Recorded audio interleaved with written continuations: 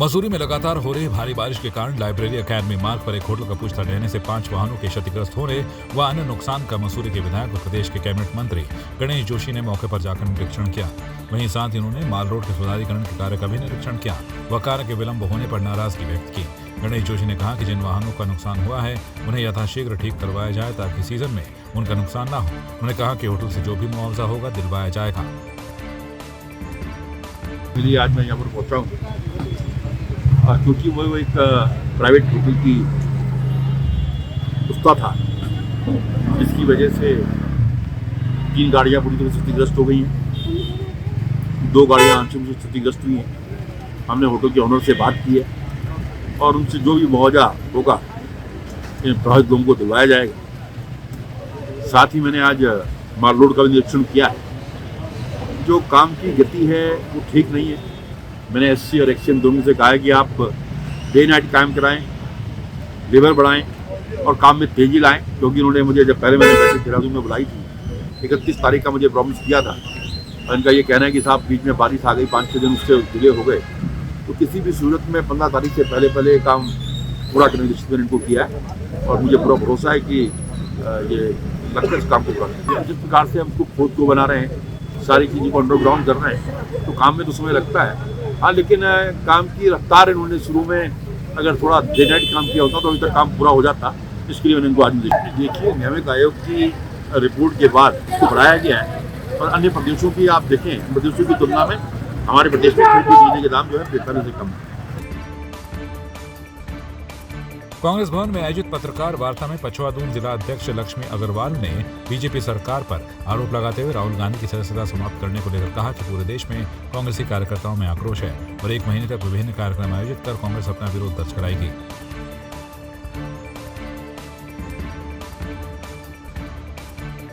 ये अभियान हमारा 30 अप्रैल तक है, आज से लेकर 30 अप्रैल तक है और हम जनता की अदालत में इन्हीं मुद्दों को लेके जाएंगे कि सबसे पहले जो आज लोकतंत्र की हत्या भाजपा की सरकार कर रही है, कोई भी विपक्ष नेता जिसको जनता ने चुन के भेजा है सदन में, इसीलिए भेजा है कि वो जनता के मुद्दों को उठाए, लेकिन आज वो अपनी बात नहीं कह सकता। तो लोकतंत्र का जो हनन कर रही है सरकार, उसको लेके हम जनता के बीच जाएंगे। राहुल गांधी पे जो इन्होंने षड्यंत्र जो रचा है, प्रपंच रचा है, हम उसका पर्दाफाश करने के लिए जनता के बीच जाएंगे। और तमाम जो आज आप मुझे बताइए, बिजली महंगी, आप बच्चों की किताबें, कॉपी, दूध महंगा, आपने शराब सस्ती कर दी, कहाँ का न्याय है? आपने जो है घर घर शराब बिकवानी शुरू कर दी, आपने बिजली महंगी कर दी। आम आदमी तो वैसे ही महंगाई से परेशान है, गैस के दाम आसमान छू रहे हैं, पेट्रोल इतना, डीजल आसमान छू रहा है। तो आप जनता के हितों की रक्षा के लिए काम कीजिए, ना कि आप कांग्रेस के पीछे पड़ के अपने को बचाने के लिए विपक्ष की आवाज को दबाने का काम करिए। कांग्रेस में लोकतंत्र है, हर किसी को अपनी बात कहने का अधिकार है, इसीलिए कांग्रेस में आपको एक जगह से आपको 10-10 नेता दिखते हैं, क्योंकि वहां लोकतंत्र है। भाजपा की तरह नहीं कि जो ऊपर फरमान जारी हो गया वो सबको मानना है, बिल्कुल नहीं। कांग्रेस पहले भी एकजुट थी, अब भी एकजुट और आगे भी एकजुट रहेगी।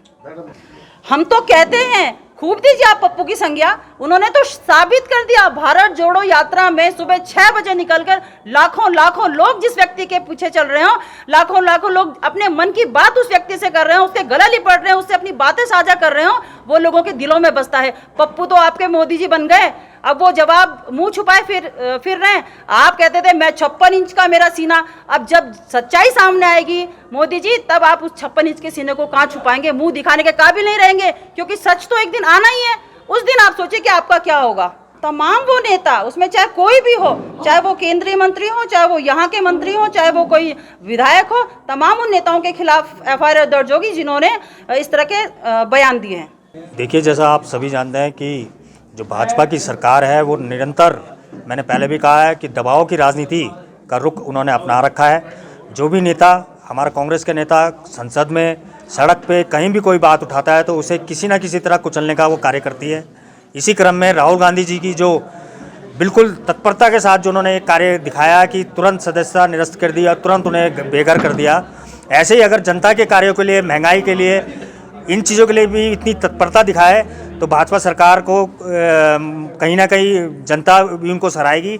लेकिन उनका काम सिर्फ जुमलेबाजी करना है, लोगों को धोखा में रखना है और अगर उनके खिलाफ कोई बात रखता है तो उनको किसी न किसी षड्यंत्र के तहत फंसाने का कार्य जो भाजपा कर रही है वो आज जनता के समझ में आ रहा है और इन्हीं कार्यों को लेकर हम जनता के बीच में जाएंगे। भाजपा जो षड्यंत्रकारी नीतियों के तहत जो कार्य कर रही है, जनता के बीच जाकर हम पोस्ट कार्ड के माध्यम से मोदी जी से अपने हर सवाल हम उनसे पोस्ट कार्ड के माध्यम से पूछेंगे। वहीं जो भाजपा के जो नेता हैं वो भी अनाप शनाप जो उन्होंने हमारे नेताओं के लिए अनाप शनाप बातें कहते हैं, चाहे उसमें हमारे क्षेत्रीय विधायक गणेश जोशी जी हों, चाहे केंद्र के नेता हों, तो उनके खिलाफ जो हमारा जो कार्यक्रम है 8 अप्रैल को हम भी अपने निकटवर्ती थाने में जाकर उनके खिलाफ FRI और उन पर मुकदमा दर्ज करने की बात कहेंगे।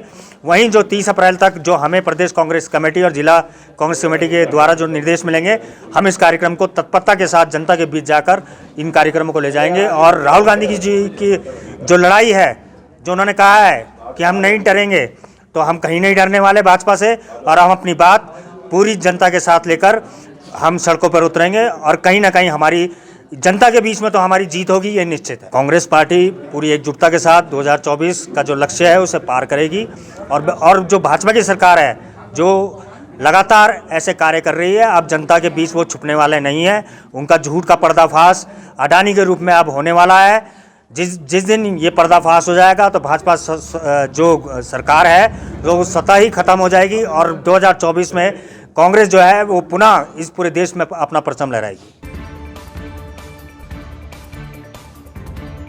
लंबी चौड़ी कदकाठी की तरह बड़े दिल वाले और सहृदय पौड़ी जनपद की पुलिस में उपाधीक्षक के पद पर कार्यरत प्रेमलाल टमटा 40 वर्ष 10 माह की निष्कलंक पुलिस सेवा के बाद 31 मार्च को सेवानिवृत्त हो गए।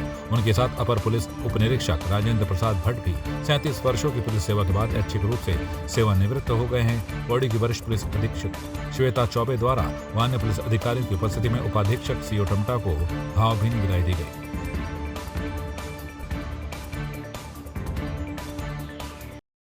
जो SFC मैडम हमारी है, बहुत जो है जुझारू रूप से सेवा करने वाले हैं और ये जनता का जो है यही हमारे लिए संदेश उनका रहता है कि जनता सबसे पहले है, उसके पीछे हम लोग भी हैं जो है। तो अभी जो मैडम का जो संदेश हमारे लिए है कि सख्ती से कानून जैसे बनाए उस कानून में कार्य करना है और अपने कार्य में ढिलाई नहीं करनी कहीं भी जो है, ये हमारे लिए जो संदेश है। आज मैं सेवानिवृत्त हो रहा हूँ। सेवानिवृत्त के मौके पे जो है ये एक परंपरा बनी हुई है कि आपको जो है सेवा अवधि पूर्ण होने के बाद जो है आयु अवधि पूर्ण होते तो रिटायरमेंट जाना है, तो उस पर मैं भी बहुत खुशी हूँ। और मैं अब अपना जो समय हमने यहाँ मैंने 42 साल जो यहाँ गुजारे हैं, इसके बाद मैं अपने जो है परिवार के साथ जो है समय जो है गुजारूँगा जो है। देखिए सबका अलग अलग रवैया होता है और मैं ये कहता हूँ कि जो हमें ऊपर से अधिकारियों का आदेश होते हैं उनका अनुपालन करना हमारा काम है और उसी अनुपालन के अनुसार मैं उनसे भी ये अपेक्षा करूँ जहाँ पर आएंगे कि वो भी ऐसे कार्य करेंगे, सबके साथ अच्छा व्यवहार रखेंगे और जनता का जो है सहयोग करेंगे हर जगह जो है। देखिए ऐसा है, मैं उत्तराखंड का मूल निवासी हूँ और उत्तराखंड एक धर्म नगरी है कहते इसके लिए जो है। तो हम लोग जो है एक जो है समाज से जुड़े हुए हैं और सभी लोग मुझे इस तरह से देखते हैं कि यार हमारे पहाड़ के लोग हैं, हमारी भाषा ही अलग है कि जो हम इस भाषा का प्रयोग करते हैं गढ़वाली में बात करते हैं, तो लोगों का इससे बहुत बड़ा प्यार था मेरे प्रति जो है। जब मैं दीदी बोली कहता था तो लोग बात बहुत अच्छा मानते इस चीज़ को जो है।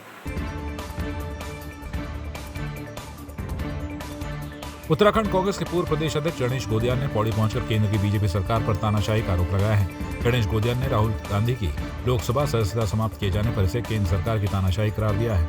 गणेश गोदियान ने कहा कि कांग्रेस बीजेपी पर हावी पड़ रही है, बीजेपी को रास नहीं आ रहा। संसद में हो चाहे संसद से बाहर हो, सच्चाई बयां की है। इस देश की राजनीतिक हालात जो कि सरकार और कॉरपोरेट के गठबंधन से संबंधित है, राहुल गांधी जी ने बहुत ही विनम्र शब्दों में सरकार से सिर्फ ये बात पूछी कि 20,000 करोड़ रुपए सेल कंपनियों के द्वारा जो अडानी जी के खातों में आया और जिनको कि ये भी जानकारी मिली है कि वो रक्षा कारोबार से संबंधित कंपनियां हैं, क्या सरकार बताएगी कि ये पैसे किसके हैं?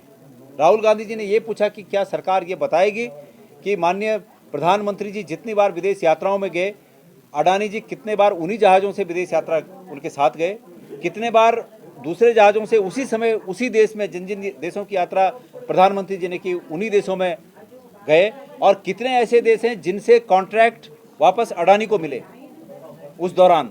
तो राहुल गांधी जी ने बहुत स्पष्ट पूछा है कि भाई ये लगना चाहिए कि प्रधानमंत्री जी अगर विदेश जा रहे हैं तो देश हित में जा रहे हैं। ये नहीं लगना चाहिए कि प्रधानमंत्री जी अगर विदेश जा रहे हैं तो अडानी जी के हित में जा रहे हैं। अडानी जी के मंत्री बनकर अगर विदेश जा रहे हैं प्रधानमंत्री जी, तो ये देश के लिए सोचनीय विषय है। ये कहा तो बुरा क्या कहा। आज सरकार तानाशाही पे उतर आई है। सरकार कह रही है कि राहुल जी के स्टेटमेंट्स, राहुल जी के बयान, राहुल जी का भाषण जो संसद में है उसको रिकॉर्ड से हटा दिया जाए। ये क्या बात हुई। ये लोकतंत्र की हत्या करने जैसा है, जिसका कि पूरा देश विरोध करता है। और आने वाले समय में भारतीय जनता पार्टी को निश्चित रूप में इसका एहसास होगा कि उन्होंने राहुल गांधी जी को छेड़कर बहुत बड़ी भूल की है। आज वाकई आज लोगों का कहना भी कि आज महसूस हो रहा है कि जो है जब पूर्णकालिक अध्यक्ष का पद मिला है तो तब महसूस हो रहा है कि आप जो है आज हम किसी पद पर बैठकर किसी डिसीजन को, किसी संगठन को मजबूत करने का शुरू कर सकते हैं। मैं आप लोगों को विश्वास दिलाता हूँ कि जो पार्टी ने भरोसा मुझ पर किया है, मैं उस पर निष्ठा के रूप में काम करते हुए, ईमानदारी से काम करते हुए पार्टी को आगे बढ़ाने का काम करूँगा। सभी लोगों को साथ लेकर आगे चलने का काम करूँगा और आने वाले चुनाव में एक बेहतर प्रदर्शन कांग्रेस पार्टी करेगी। इसके लिए मैं आप लोगों को आश्वस्त हूँ।